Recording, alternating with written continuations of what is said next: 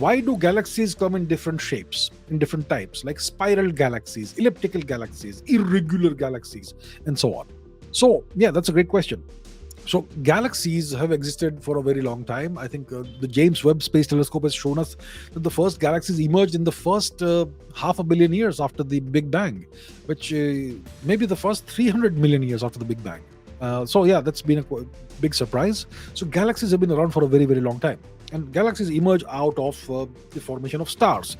So, you have a tremendous amount of gas, okay, and that gas acquires a center of its own through the process of self gravitation, and then it starts spiraling, and then you have these star forming regions where new stars are born, and over time this entire thing becomes a galaxy, and somehow it acquires a central supermassive black hole.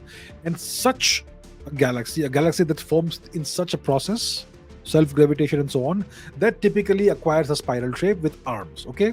So our galaxy, the Milky Way, is a great example of a spiral galaxy, and our neighboring galaxy Andromeda is also a beautiful spiral galaxy.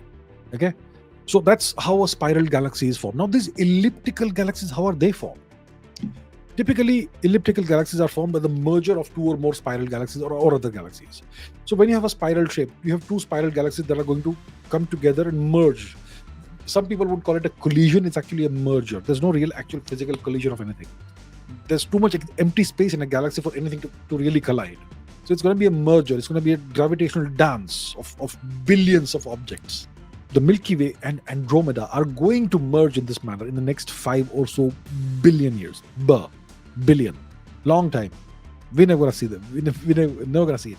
But when this happens, the two spiral galaxies, they get distorted, they dance around for a few billion years, and eventually the entire thing settles down, and it settles down in the shape and form of an elliptical galaxy.